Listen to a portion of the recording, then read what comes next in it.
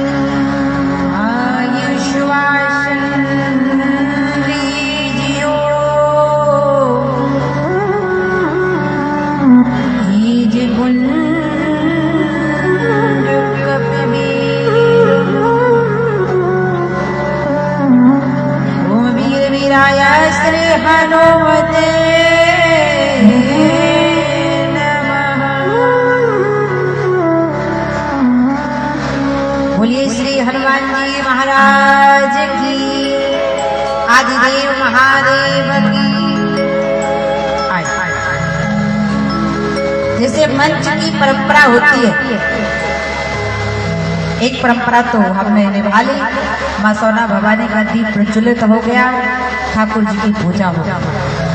और पूजा की क्या बात है, हमारे आचार्य जी है ना, इतने सुंदर भाव से पूजा कराते हैं, इतने मधुर भाव से, उनका कंठ ही बड़ा मधुर है, इतने सुंदर भाव से श्लोक बोलते हैं कि हमारे ठाकुर जी अपने आप प्रसन्न हो जाते हैं। एक बार आचार्य जी के लिए ताली जरूर बजाइए, बड़ा सुंदर भाव से पूजन कराते हैं। कहीं कहीं तो ऐसे पूजा करा देते अदरम बदरम स्वाहा, भगवान को नहीं पता चलता क्या गा दिया, क्या कौन सा श्लोक बोल दिया, तो बड़ा प्यारा भाव लगता है। इसलिए आए मंच की परंपरा को आगे बढ़ाते हुए भगवान की कथा श्रवण करने के पूर्व हम भगवान के नाम का गुणगान गाते हैं, जिससे हमारा ये तन, ये मन और ये वाणी पवित्र हो जाता है। इसलिए आओ दोनों हाथ उठाओ, प्रेम से गाओ और कहो कि दुनिया चले ना श्री राम के बिना, राम जी चले ना हनुमान के बिना, चले ना श्री राम, हनुमान के बिना।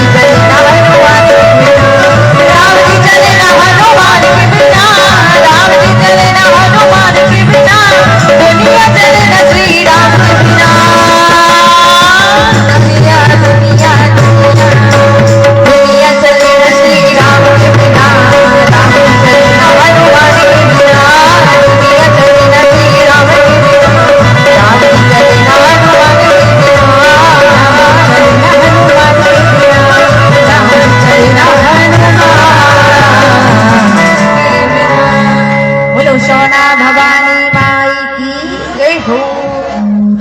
सभी लोगों ने बड़े भाव से ताली बजाई, इतने भाव से ताली बजाई कि आज तो माता रानी प्रसन्न हो गई। लेकिन एक बार क्या हुआ, जितने भक्त यहाँ पर बैठे हैं ना, तन तो यहाँ पर बैठा है, लेकिन मन तरकुलहा में जाके, तमको ही में जाके समोसा और चाट फुल्की खाने लगा। एक बार तो क्या हुआ, ऐसी कथा चल रही थी। अब कथा चल रही थी, तरकुलहा माई का ध्यान इसलिए आ जाता है क्योंकि जब से हमने इस कथा को फाइनल किया है तो एक ही डीपी देख रहे हैं कृष्ण मुरारी जी की तरकुलहा माई की। और कहते हैं अभी एक बच्ची गाती थी भजन तरकुलहा माई के दरवाजे पर बैठकर, और आजकल वो बहुत बड़ी सिंगर और फेमस हो गई है। बोलो तरकुलहा माई की तो बहुत बड़ी महिमा है तरकुलहा माई। अच्छा ध्यान, एक बार एक माँ प्रतिदिन कथा सुनने आती थी। अब कथा सुनने तो आती थी तो प्रतिदिन हंसमुख स्वभाव में बैठती थी। लेकिन एक दिन माता जी आई तो बड़ी दुखी बैठी। हमने कहा माता जी क्या हुआ, आज आप बड़ी दुखी हो क्या? आज आपने अपने घर का दरवाजा नहीं लगाया? माता जी बोली लगा दिया। हमने कहा तो टेंशन किस चीज की है, ताला नहीं लगाया क्या? बोली लगा दिया। हमने कहा तो अब क्या टेंशन है, क्यों दुखी हो? हमने कहा चाबी भूल गई क्या लाना? बोली नहीं नहीं लेकर आए हैं, ये है चाबी। हमने कहा जब दरवाजा लगा दिया, ताला लगा दिया, चाबी भी लेकर आई हो तो फिर दुखी क्यों हो? माता जी कहने लगी क्या बताएं देवी जी, आज मैंने अपने घर में दरवाजा तो लगाया, उसमें ताला भी लगाया, चाबी भी लेकर आ गई, लेकिन आज मैं उस ताले को हिलाना भूल गई। तो दिमाग कहाँ है? ताले पे ठीक से लगा कि नहीं लगाया। यहाँ पर आओ ना तो सारी चिंता ठाकुर जी पर छोड़ दो, माता रानी के पैरों तले सारी चिंताओं को छोड़ दो और कथा में निष्फिकर होकर बैठो। जब भजन कहा जाए तो दोनों हाथ उठा के ताली बजाया करो और खूब माई का हृदय में ध्यान किया करो। बोलो सोना भवानी माई की। परब्रह्म परमात्मा अखिल कोट ब्रह्मांड नायक प्रभु श्री सीताराम जी के चरणों में प्रणाम। परम बलवंत यशवंत राम कथा के अनन्य रंग रसिया श्री हनुमंत लाल जी महाराज के चरणों में प्रणाम। आदि शक्ति पराजगदंबा अम्बे अम्बाई के जिनकी पर्ण कुटी में बैठकर हम सब भक्त आनंदित आह्लादित हो रहे, ऐसी माँ शक्कर कृपा करने वाली सोना भवानी के चरणों में प्रणाम। एवं आज हम जिनके माध्यम से इस ग्राम ठकराहा तक पहुंचे, कथा सुनाने के लिए हरिद्वार से चलकर आए, ऐसे कथा के माध्यम मां सोना भवानी के संयोजक पंडित श्री कृष्ण मुरारी तिवारी जी, बड़ा अच्छा लगा। आज आपने प्रतिदिन आप यजमान बुलाते थे, लेकिन आज आप स्वयं यजमान बने, धर्म पत्नी के साथ पुत्र और पुत्र वधू। मुझे तो लगता है कि आज आपकी पोती का बर्थडे है, जन्म दिवस है, तो मैं उस बिटिया आद्या को व्यासपीठ से बहुत बहुत आशीर्वाद देती हूँ। बेटा तो आपका इंजीनियर है, बहू डॉक्टर है, और मैं भगवान से प्रार्थना करती हूँ, माई से पुकार लगाती हूँ कि बेटी आद्या आगे चल के कलेक्टर बन जाए। बोलो हनुमान जी महाराज की। बहुत बहुत व्यासपीठ से बधाई, खूब लंबी उम्र हो, खूब नाम रोशन करे, माता पिता का नाम भारत के कोने कोने तक उजागर कर दे। ऐसी बेटी आद्या तिवारी को बहुत बहुत आशीर्वाद, जीवते सदम सदम खूब लंबी आयु हो। एवं हमारी पूर्व मुखिया आपकी धर्मपत्नी, और हमने सुना है कि आपकी धर्मपत्नी जनकपुर से है, और एक नहीं सीता जी भी है, उर्मिला जी भी है, मांडवी जी भी है, और सुत कीर्ति भी है। एक नहीं चार। तो लगता है ठकराहा में राम जी जी का विवाह हुआ है। बोलो हनुमान जी महाराज की। जनकपुर से 4 माई आई। देखो बहुत बहुत आशीर्वाद, बहुत आभार।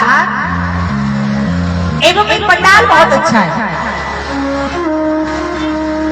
जैसे भी आपने कहा कि युवाओं को ये बड़ा अच्छा संदेश दिया कि कम से कम आप लोग सुधरो। और ऐसा नहीं, आपके कहने से बहुत बड़ा प्रभाव पड़ा है। जितने लोग खड़े थे सब बैठ गए, लेकिन कुछ खड़े हैं, अगर उनका जीन्स का पैंट ज्यादा टाइट ना हो तो बैठ जाए। बोलो हनुमान जी महाराज की।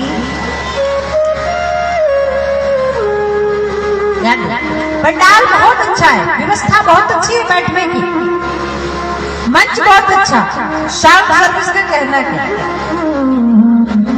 लेकिन अगर आप लोग यहाँ पर उपस्थित नहीं हुए होते तो फिर पंडाल की शोभा बढ़ने वाली। तो आए हुए मेरे दादाजी लोग, बुजुर्ग जन, मेरी प्यारी सी करुणामयी ममतामयी माताएं बहनें, भले लेट आती हैं लेकिन आती तो है। ऐसी जनता जनार्दन को, श्रोताओं को व्यासपीठ से सीताराम में समझकर मैं प्रणाम करती हूँ। एवं इस कथा को 1 वर्ष तो करना बड़ा मुश्किल हो जाता है महाराज, क्योंकि तुलसी है संसार में भांति भांति के लोग, सबको इकट्ठा करना, जोड़ के रखना बहुत बड़ी बात है। लेकिन 1 वर्ष नहीं, 2 वर्ष नहीं, लगातार 31 वर्षों से, सन 1996 से, जब से मेरा जन्म हुआ तब से यहाँ पर सतचंडी यज्ञ और भगवान की कथा चल रही। क्या कोइंसिडेंस है। तो इस यज्ञ को, इस भक्त कार्यक्रम को सफल करने के ग्राम के जितने भक्त मां सोना भवानी से जुड़े हुए तन का, मन का, धन का सहयोग कर रहे हैं, उन सभी भक्तों को व्यासपीठ से मैं बहुत बहुत आभार, धन्यवाद व्यक्त करती हूँ। एवं समस्त कमेटी के भैया लोग, अध्यक्ष, उपाध्यक्ष और कोषाध्यक्ष। कोषाध्यक्ष का बहुत बड़ा महत्व होता है, क्योंकि विदाई का मामला वही देख रहे। बोलो जैसे ऐसे कोषाध्यक्ष हमारे पंडित श्री संदीप तिवारी जी, भैया पप्पू तिवारी जी, भैया रवि तिवारी जी, भैया अमन जी, मंतोष तिवारी जी, हमारे डॉक्टर साहब मनोज गुप्ता जी, एवं समस्त भक्त, नाम तो सबके कहाँ तक बोलेंगे। बहुत बड़ी माई की कमेटी है, इसलिए बहुत बहुत आशीर्वाद। एवं सुंदर वेद मंत्रों से हमारे ठाकुर जी को प्रसन्न करने वाले, देखो इतनी अच्छी पूजा कराते हैं हमारे आचार्य जी। अगर किसी जजवानों को 500 देना हो ना तो वो भी 5000 चढ़ा के चला जाता है। बोले जैसे। और आज तो दक्षिणा में ऐसे नोट मिले हैं महाराज, इतने कड़क नोट है, ऐसा लग रहा अभी एटीएम से निकाले। ऐसे हमारे बनारस की पावन धरा से पधारे समस्त आचार्यगण, विप्रगण, ब्राह्मण जन, जो माई के दरबार में बैठकर अपने शरीर को तपाकर और अपना पुण्य अपने जजवान को दे रहे हैं। इतनी बड़ी भक्ति केवल ब्राह्मण के अंदर होती और किसी के अंदर नहीं होती। ऐसे समस्त ब्राह्मणों को व्यासपीठ से प्रणाम। हमारे बुजुर्ग दादाजी प्रतिदिन कथा में आते हैं, आप भी सम्मान के पात्र हैं, आपको भी बहुत बहुत जय सियाराम। आए सियाराम में सब जग जाने करो प्रणाम। सुंदर सुंदर तोतली मीठी बाड़ी में भजन सुनाने वाली पूजा देवी एवं हमारे गंधर्वों की भांति मंच की सज्जा को आगे बढ़ाने वाले हमारे भैया प्रतीक जी, छत्रसाल भैया एवं राधे भैया, सभी लोगों को बहुत बहुत आए। अब भगवान की कथा को सभी लोग भाव से सुनो। अच्छा ध्यान देना, राम जी का कल विवाह हुआ। क्या हुआ? विवाह। और विवाह सबको अच्छा लगता है, लेकिन ध्यान देना, विवाह तब अच्छा लगता है जब लड़का और लड़की की जोड़ी एक हो। एक बार तो क्या हुआ, एक गांव में एक लड़के का विवाह हुआ और लड़की बहुत पढ़ी लिखी थी, लेकिन लड़का थोड़ा कम पढ़ा लिखा। वो कहते हैं विवाह बराबरी में करना चाहिए। आपका बेटा इंजीनियर है तो बहू भी इंजीनियर ढूंढना, अगर आपकी बेटी डॉक्टर है तो दामाद भी इंजीनियर ढूंढना, डॉक्टर ढूंढना। अच्छा ध्यान देना। अब लड़की बहुत पढ़ी लिखी थी, लड़का कम पढ़ा लिखा था। अब लड़की पढ़ी लिखी थी तो घर का कोई काम नहीं करती ससुराल में। अब सासू माँ परेशान। अब सासू माँ प्रतिदिन कहती बहू थोड़ा काम किया करो, मैं बुजुर्ग हूँ। बहू कुछ नहीं करती, कुर्सी में बैठ जाती, अखबार पढ़ती और चाय पीती। अब एक दिन लड़की ने कहा, माँ मैं काम करूंगा, तेरी बहू कुछ काम नहीं करती, तो मैं काम करूंगा। जब तेरी बहू बगीचे में गार्डन में बैठ के अखबार पढ़ रही होगी ना, तो मैं एक झाड़ू लूंगा और वहीं पर झाड़ू लगाऊंगा। तो तू कहना, बेटा तू झाड़ू मत लगा दे, मैं लगाती हूँ। और मैं कहूंगी, बेटा तू झाड़ू मत लगा, मैं लगाती हूँ। और तू कहना, माँ तू बूढ़ी हो गई, तू झाड़ू मत लगा, मैं लगाता हूँ। तो बहू देखेगी तो उसको कुछ शर्म आएगी, तो फिर वो कहेगी, सासू माँ ना आप झाड़ू लगाओ, पति देव ना आप झाड़ू लगाओ, दीजिए झाड़ू मैं लगाती हूँ। अब सुबह हुई, बहू रानी कुर्सी में बैठ के गार्डन में चाय पी रही थी। अब बेटा पति गया, झाड़ू लेकर गया, झाड़ू लगाने लगा। अब माता बोल पड़ी, अरे बेटा तू झाड़ू मत लगा, अच्छा नहीं लगता, दे मैं लगाती हूँ। अब दोनों लड़ने लगे। अब पत्नी देख रही थी कि झाड़ू के पीछे लड़ाई चल रही। अब पत्नी उठकर गई, अंदर कमरे में गई, एक झाड़ू और ले आई और कहने लगी, पति देव ये आप झाड़ू ले लो, झाड़ू की वजह से लड़ाई मत करो, एक रूम में आप झाड़ू लगाओ और एक रूम में सासू माँ झाड़ू लगाएंगी। ऐसा नहीं करना है, लायक ही से कीजिए ब्याह बैर और प्रीत। विवाह हमें अपनी समानता में करना चाहिए, प्रेम भी अपनी समानता में करना चाहिए, मित्रता सत्वता भी अपनी समानता वालों में। इसी प्रकार राम जी का विवाह हुआ, माता जानकी की विदाई हुई, तो माता पार्वती जी से माँ विनती करती हैं और कहती हैं, मैं हूँ दासी तेरी लाती, मैं हूँ दासी तेरी लाती, सुन ले विनती मेरी लाती, मैं हूँ दासी तेरी लाती, मैया जब तक जियो मैं सुहागन रहूं, मैया जब तक जियो मैं सुहागन रहूं। आप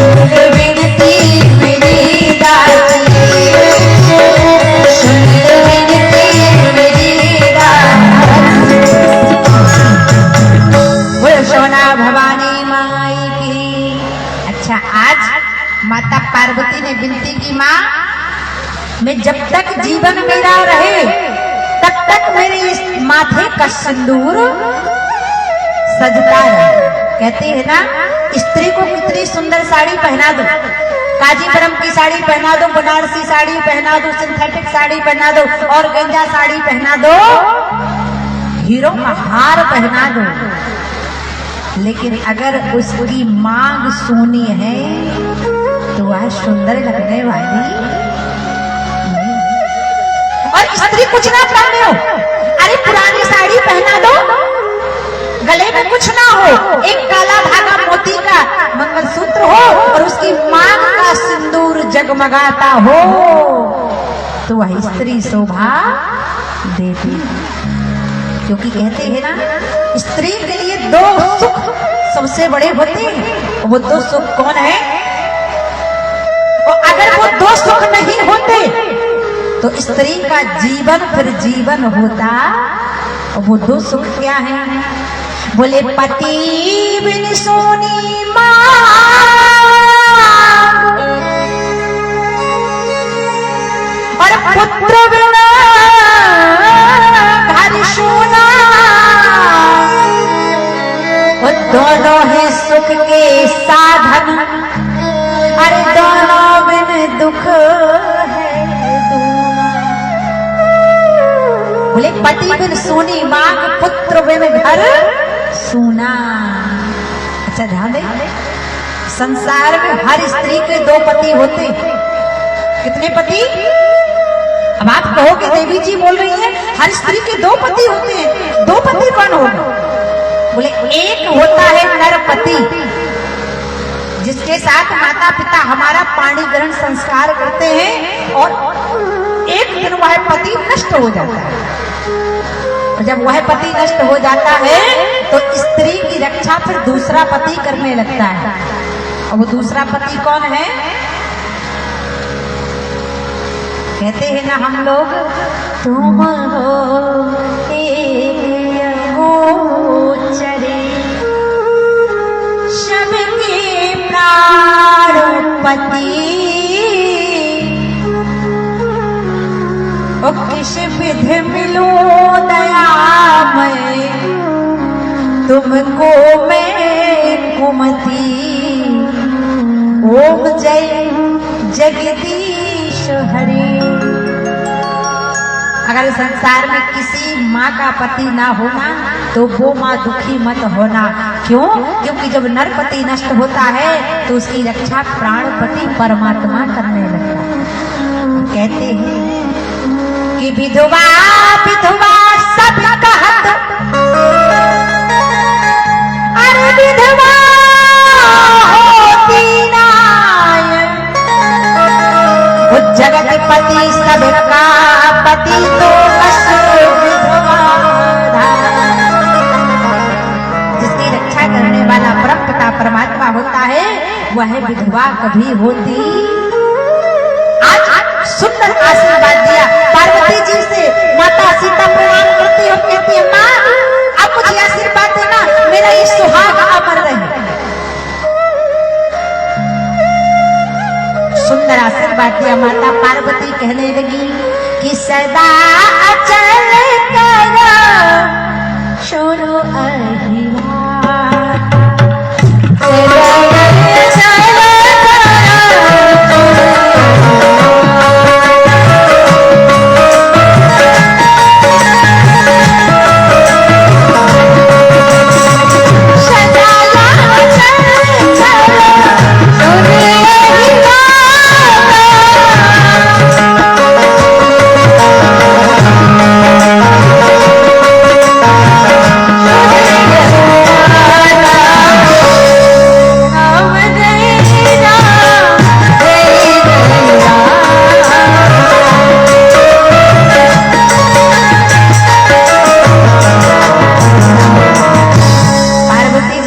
जाओ जानकी, अब मैं आशीर्वाद देती हूँ तुम्हारे मांग का सिंदूर कभी फीका ना पड़े। जाओ, तुम्हारा सुहाग अजर और अमर रहे। सीता माता आज गई, विवाह करके राम जी लेकर गए जनकपुर से सीता मैया को अयोध्या। जब अयोध्या लेकर गए तो कुछ दिन माता जानकी, बताया था ना, जब सबसे पहले बहू ससुराल आती है तो सबसे ज्यादा प्रेम से देखने वाली कौन?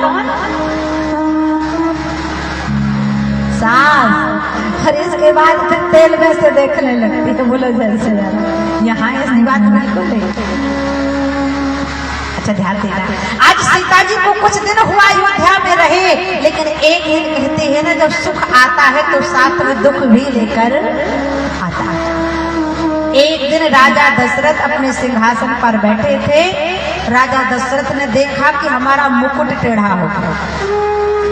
मुकुट से बात याद आई, बड़ी प्यारी पगड़ी पहनाई, जिसने भी पहनाई, देखा नहीं पीछे से पहना दी, किसने पहनाई? माता जी ने, शायद रमीला जी ने पहनाई है, बड़ी प्यारी, बड़ा अच्छा कलर है। अच्छा ध्यान दे, राजा दशरथ ने देखा कि हमारा ही मुकुट टेढ़ा हो गया, तो राजा दशरथ ने अपना मुख दर्पण में देखा। और जब राजा दशरथ ने दर्पण में अपना मुख देखा ना, तो जीवन की सच्चाई नजर आ गई। और जीवन की सच्चाई क्या है? राजा दशरथ ने जैसे दर्पण में अपना मुख देखा तो देखा जो कान के समीप के बाल थे ना, कैसे हो गए? श्वेत, सफेद हो गए। अच्छा ध्यान देना, सबको पता है। अच्छा ये बताओ, सबको ये पता है कि हमारा जन्म किस डेट को हुआ? याद है? हमारा विवाह किस डेट को हुआ? ये भी याद है। हमारा पहला बेटा या बेटी किस डेट को हुआ? ये भी। अच्छा ये किसी को याद है कि बुढ़ापा किस डेट को आया? पता है किसी को? जरा हाथ उठा के बताओ। पीछे के लोग हाथ उठाए, धन्य रे ठकराहा के भक्त। हाँ, उन्हें अवश्य पता होगा बुढ़ापा कब आया, जो रामचरितमानस को अपने घर में पढ़ते हो। बुढ़ापा कब आता है आज राजा दशरथ को पता चला। बोले राजा दशरथ ने दर्पण में मुख देखा तो समझ गए कि बुढ़ापा आ गया। जब कान के समीप के बाल सफेद हो जाए तो समझ जाना बुढ़ापा आ गया। लेकिन कलयुग का इंसान इतना बुद्धिमान, इतना बुद्धिमान, अगर एक कई बाल सफेद हो जाता है ना तो तब को ही जाकर काला कलर करवा के आ जाता है। कहता है अभी तो मैं। अच्छा ध्यान, भगवान पहला संकेत देते हैं बुढ़ापा आने का, बाल सफेद होने लगते हैं कान के समीप। और दूसरा, जो मुख में 32 दांत होते हैं ना, तो धीरे धीरे गिरना चालू, कहीं दाढ़ में कीड़ा लग जाएगा, कहीं दांत खराब हो जाएगा। तो कलयुग का इंसान इतना बुद्धिमान, भगवान की संकेत को नहीं मानता। अगर एक दांत खराब हुआ तो डेंटल क्लिनिक गोरखपुर जाता है, प्लास्टिक के दांत लगवा के आ जाता है। कहता अभी तो मैं।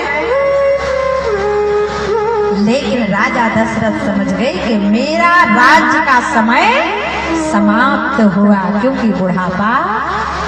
बाबा लिखते हैं मानस में, कृष्ण बड़ो समीप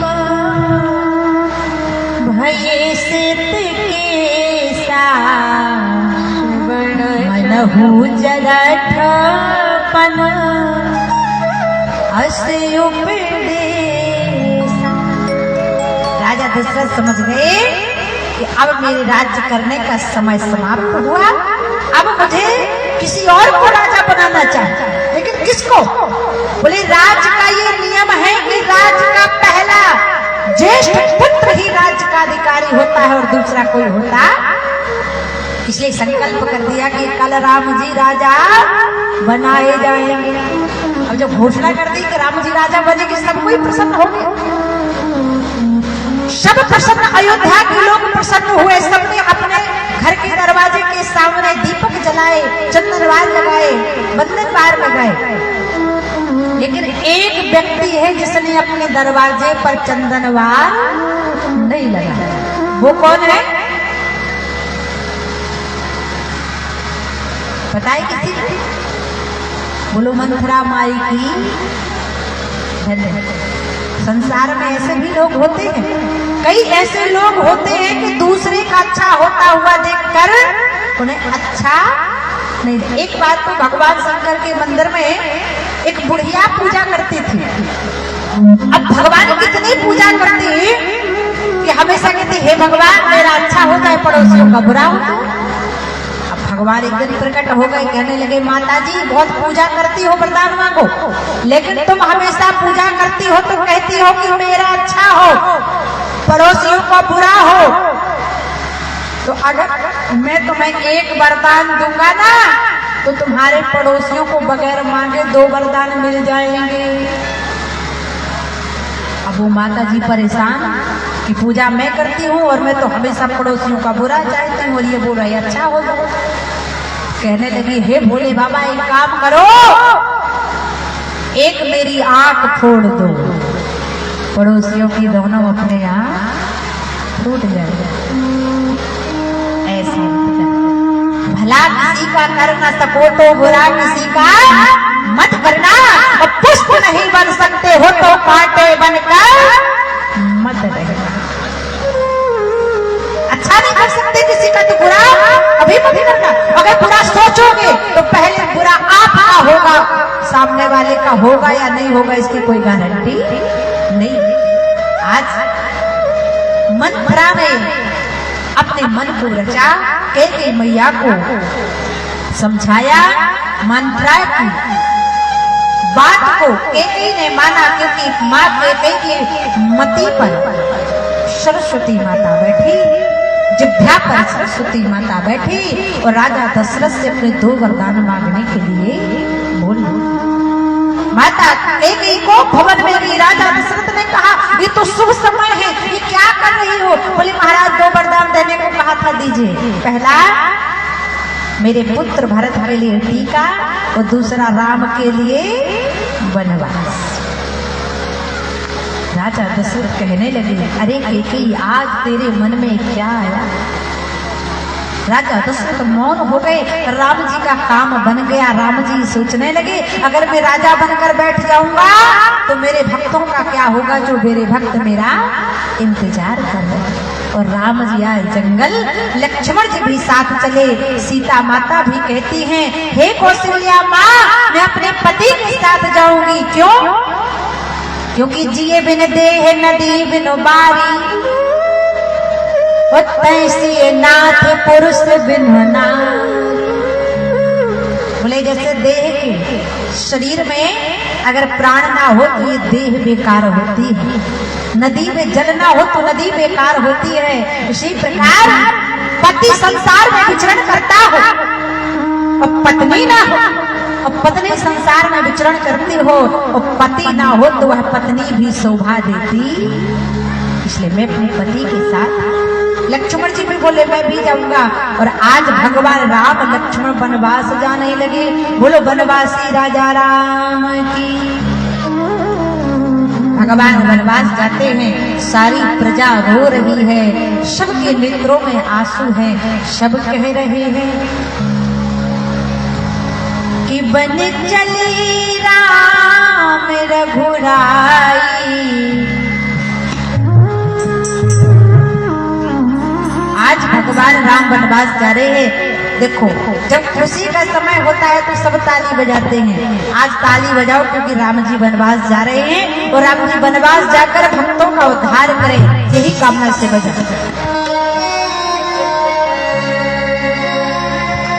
बन चले राम रघुराई, संग में है सीता माई।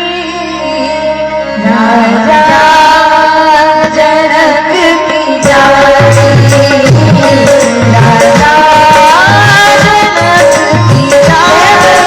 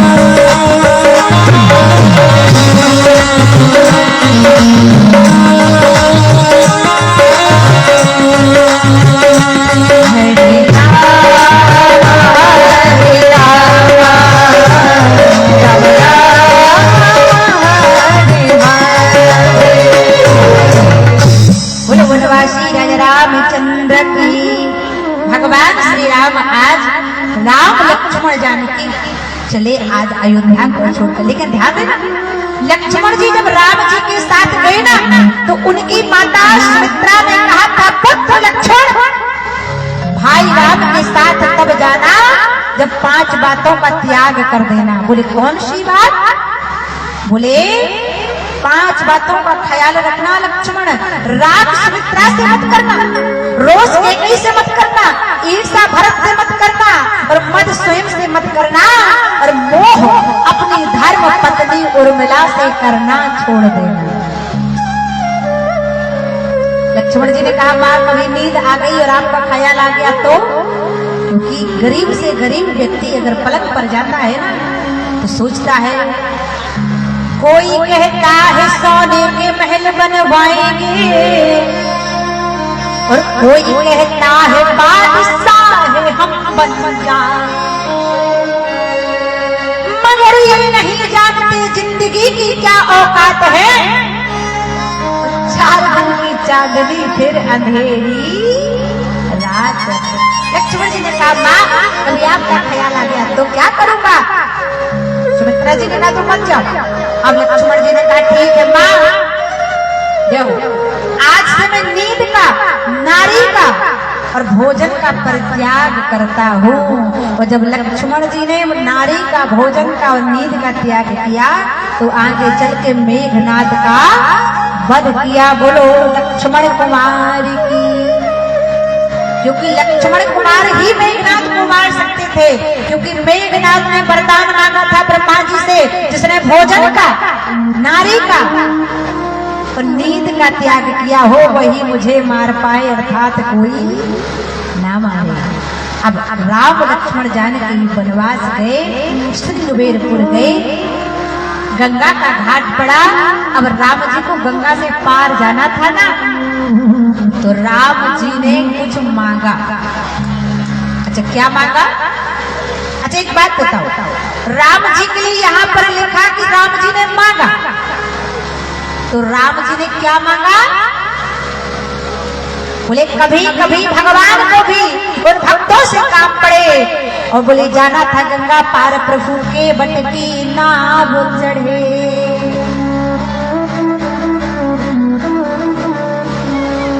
अच्छा एक बात बताओ, यहाँ पर तुलसीदास जी ने लिखा कि मांगी नाव न केवटाना, तो क्या भगवान श्री राम केवट से नाव मंगा सकते हैं? बोलकर बताओ जरा। अगर नहीं बताना तो ऐसे समझ जाए, मंगा सकते हैं? नहीं मंगा सकते। क्यों? क्योंकि दाता एक राम, भिखारी सारी दुनिया। अरे कहती है ना, भगवान जब देता है तो देता है छप्पड़ फाड़ कर, और भगवान जब लेता है तो लेता है चमड़ी उधाड़ कर। बोलो जय सिया राम। क्योंकि देने वाले राम, वो लेने वाले भी राम। लेकिन यहाँ लिखा कि भगवान ने केवट से नाव मंगाई, और जब भगवान ने केवट से नाव मंगाई ना, तो केवट ने भगवान को हाँ या ना नहीं कहा। क्या बोला? भगवान से कहता है, भगवान मैं आपको नाव नहीं दूंगा। बोले क्यों? क्योंकि मैं जानता हूँ। राम जी ने कहा क्या? बोले कहा ही तुम्हारे मरम में जाना, ही तुम्हारे मरम में जाना।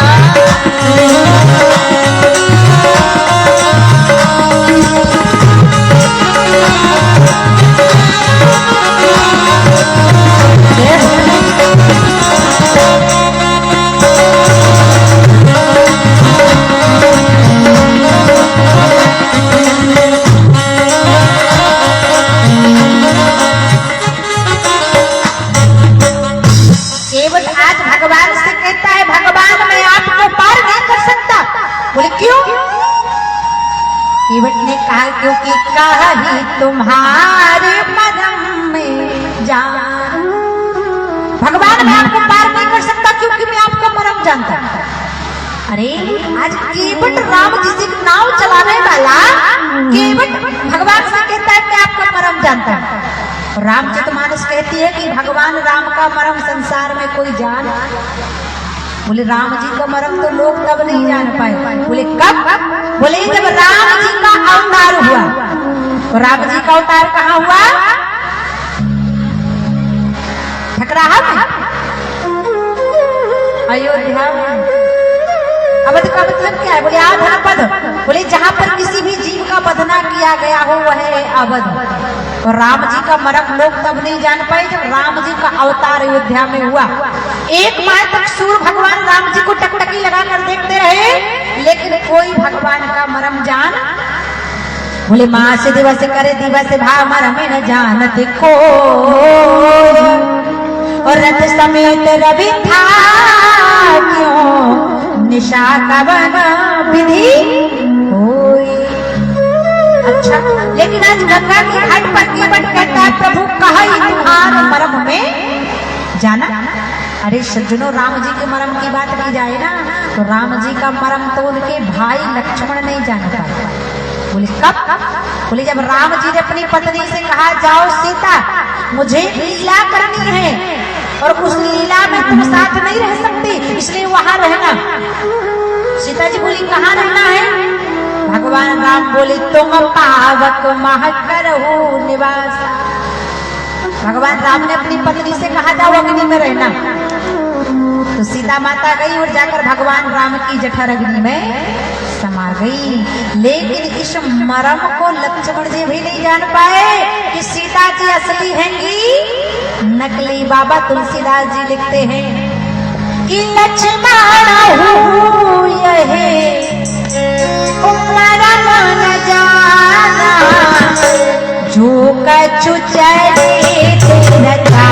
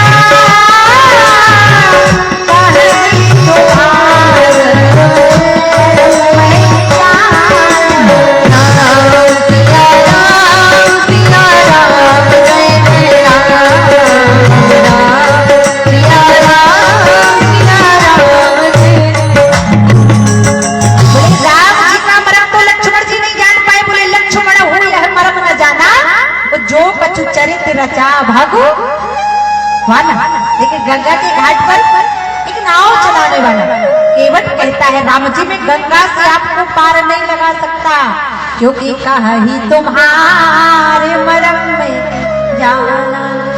अच्छा, भगवान के मरम की बात की जाए ना सोचो तो राम जी का मरम तो हनुमान जी महाराज नहीं जान पाए।